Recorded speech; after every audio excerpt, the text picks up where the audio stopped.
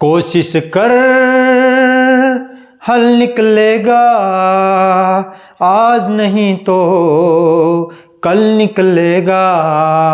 कोशिश कर हल निकलेगा, आज नहीं तो कल निकलेगा। अर्जुन सा लक्ष्य रख के निशाना लगा,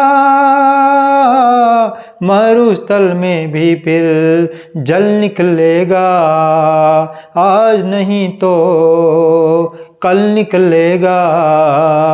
नमस्कार दोस्तों आज हम साइकोलॉजी के अंतर्गत बहुत ही महत्वपूर्ण टॉपिक करने वाले हैं, जो कि है ब्रोन-फेन-ब्रेनर का पारिस्थितिक सिद्धांत। दोस्तों तो ब्रोन-फेन-ब्रेनर का पारिस्थितिक सिद्धांत है और इसके अंतर्गत ब्रोन-फेन-ब्रेनर ने जो है पर्यावरणीय तल के 5 स्तर बतलाए हैं दोस्तों।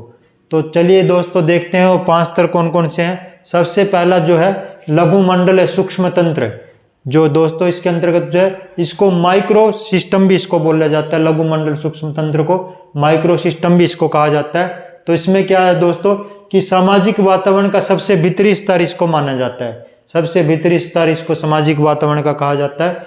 जैसे समाज के अंतर्गत बच्चा क्या सीखता है, तो निकटतम वातावरण द्वारा किए गए अंतःक्रिया पैटर्न एवं क्रियाएं इसके अंतर्गत आती हैं। जैसे वातावरण में निकटतम आसपास के वातावरण से जो बच्चा ग्रहण करता है, जैसे इसके घटक कौन कौन से दोस्तों, जैसे परिवार, साथी, संगी, पड़ोस, स्कूल, छात्र के माँ बाप जो है शिक्षक साथी के साथ अंतःक्रिया इसमें बच्चे करते हैं। परिवार के साथ, साथी के साथ, आस पड़ोस, स्कूल या छात्र के माँ बाप के साथ और शिक्षक और साथी संगी के साथ जो है अंतःक्रिया बच्चा इसमें करता है, इसमें जो संबंध स्थापित करता है। और इसका स्वरूप कैसा है दोस्तों, द्विदिशात्मक होता है। द्विदिशात्मक का मतलब कि बच्चे माँ बाप, शिक्षक, साथी, संगी, पड़ोस से तो प्रभावित होते ही हैं, उनसे तो बच्चे ग्रहण करते ही हैं, लेकिन इसके साथ साथ दोस्तों बच्चे भी शारीरिक गुणों एवं व्यक्तित्व एवं क्षमताओं से उन्हें भी प्रभावित करते हैं। जो बच्चे के अंदर भी कुछ गुण होते हैं तो बच्चे भी इन सबको प्रभावित करते हैं। परिवार, साथी, संगी, आस पड़ोस, स्कूल, छात्र, माँ बाप, शिक्षक को प्रभावित बच्चे भी करते हैं अपने गुणों के कारण। और इसमें बच्चों में जो है सामाजिक और सामूहिक विकास विकसित होता है दोस्तों। बच्चों में सामाजिक और सामूहिक विकास इसमें विकसित होता है। तो चलिए दोस्तों अगला जो इसका स्तर है वो है मध्य मंडल। तो मध्य मंडल को दोस्तों मीजो सिस्टम भी कहा जाता है। मध्य मंडल, मीजो सिस्टम। तो इसके अंतर्गत देखते हैं लघु मंडल के विभिन्न कारकों तत्वों जैसे परिवार, पड़ोस, साथी, स्कूल आदि के आपसी संबंधों से बना है। जैसे दोस्तों कि परिवार का स्कूल से क्या संबंध होता है परिवार का स्कूल से। यदि परिवार अच्छा है तो स्कूल में बच्चा जो है अच्छा ही होगा, उसका प्रभाव पड़ेगा। इसी प्रकार से बच्चे का आस पड़ोस कैसा है तो स्कूल में भी उसका जो है बच्चा, वहाँ भी उसका दोनों स्थान पर उसका असर बच्चे पर पड़ता है। इसी प्रकार से साथी संगी यदि बच्चे के ठीक नहीं है तो स्कूल को भी वो प्रभावित, वहाँ से बच्चा प्रभावित होता है। इसी प्रकार से आदि के संबंधों से इनका कहते हैं इनसे सभी से मिल करके बना होता है। तो जैसे बच्चों की पारिवारिक अनुभूतियाँ, स्कूली अनुभूतियों तथा साथी संगी की अनुभूतियों के मध्य में संबंध, तो यही बात है बच्चा अलग अलग स्थान से, स्कूल से क्या सीखता है, परिवार से बच्चा क्या सीखता है, इसी प्रकार से आस पड़ोस और साथी संगियों से बच्चा क्या ग्रहण करता है। तो सबका आपस में एक जो है उसका जो है कह सकते हैं उसका विश्लेषण होता है कि इनसे बच्चा अलग अलग स्थानों से, बच्चा अलग अलग समय स्थान से बच्चा क्या सीखता है। तो इसको बोलते हैं दोस्तों मध्य मंडल या मीजो सिस्टम के अंतर्गत ये आता है। तो चलिए दोस्तों इसका तीसरा स्तर है जो है बाह्य मंडल। बाह्य मंडल दोस्तों एक्सो सिस्टम।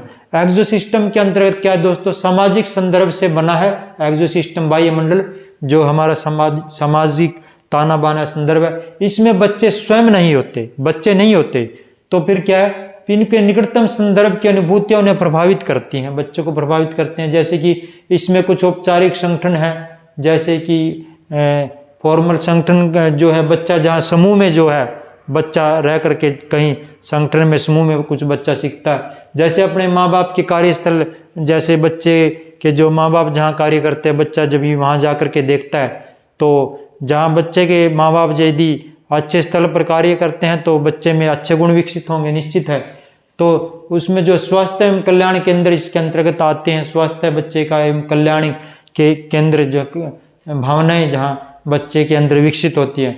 इसी प्रकार से इसके अंतर्गत एक और है, बच्चे की देखभाल में जब माँ बाप कम समय दे पाते हैं बिजी लाइफ के कारण जो है, अच्छे स्वास्थ्य सेवाओं की कमी के कारण बच्चे का दैहिक सामाजिक और सामयिक विकास जो है, दैहिक सामाजिक और सांवेगिक विकास और या फिर शैक्षिक विकास बच्चे का कम हो पाता है, जो जिन बच्चों की देखभाल कम हो पाती है।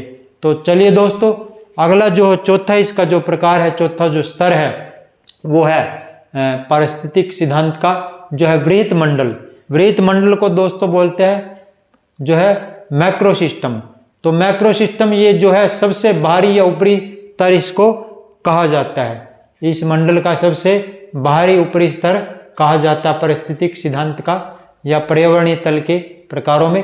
बृहत मंडल मैक्रो सिस्टम में सबसे बाहरी और लघु मंडल सूक्ष्म तंत्र या माइक्रो में जो है सबसे भीतरी स्तर था, और बृहत मंडल मैक्रो में सबसे बाहरी स्तर आता है दोस्तों, जिसमें सांस्कृतिक मूल्य प्रथाओं सामाजिक आर्थिक स्तर इसके अंतर्गत आते हैं। सांस्कृतिक मूल्य का जिनका सीधा संबंध बच्चों पर पड़ता है, बच्चा कैसा व्यवहार करता है, कैसा आचरण करता है, इसका भी असर बच्चे पर पड़ता है। जैसे कुछ देशों में जो है ये जो है लड़के और लड़कियों को समानता नहीं दी जाती, तो या कुछ परिवारों में लड़के लड़कियों को समान नहीं समझा जाता है, उनको समान शिक्षा नहीं दी जाती। तो इसी प्रकार से जो है वो समाज या परिवार इतना विकास नहीं कर पाता। जैसे कि पश्चिम के देशों में पुरुष स्त्री को समान अवसर मिलते हैं, तो वहाँ जो है ज़्यादा विकास होता है दोस्तों। तो चलिए दोस्तों, इसका अंतिम और पांचवा जो इसका जो स्तर है जो है पारिस्थितिक सिद्धांत का, वो है दोस्तों घटक मंडल। घटक मंडल को जो है क्रोमो सिस्टम इसको बोला जाता है दोस्तों। घटक मंडल को क्रोमो सिस्टम भी बोला जाता है। तो इसके अंतर्गत क्या है दोस्तों, बच्चे के विकास की सामाजिक और ऐतिहासिक अवस्थाएं सम्मिलित होती है। समाज से बच्चे ने क्या ग्रहण करता है बच्चा, और अपने इतिहास से, ऐतिहासिक घटनाओं से बच्चा क्या सीखता है। तो इसके साथ साथ बच्चा जो है, बच्चों में विकास की नई अनुभूतियाँ इसके अंतर्गत होती हैं। विकास की नई अनुभूतियाँ बच्चा सीख लेता है। जैसे कि आज के समय में बच्चा जो है, इनके साथ साथ दोस्तों कंप्यूटर, गूगल या यूट्यूब के माध्यम से बच्चा जो है शिक्षा या अन्य सामाजिक क्षेत्रों में बच्चे में नया विकास बच्चे का होता है। बच्चा एक नई सूचनाएं प्राप्त कर लेता है, और बच्चा अलग अलग तरह से पढ़ाई से, शिक्षा से अलग और क्षेत्रों में भी बच्चा गूगल के, कंप्यूटर के माध्यम से अपना विकास करता है। तो चलिए दोस्तों, आज हमने बहुत ही महत्वपूर्ण टॉपिक पढ़ा साइकोलॉजी के अंतर्गत, जो था ब्रोन-फेन-ब्रेनर का पारिस्थितिक सिद्धांत। तो आज दोस्तों हमने बहुत इंपॉर्टेंट टॉपिक पढ़ा। उम्मीद है आपको बहुत अच्छा लगा होगा दोस्तों। तो चलिए अगली वीडियो में कुछ और महत्वपूर्ण टॉपिक करेंगे। तब तक के लिए नमस्कार दोस्तों।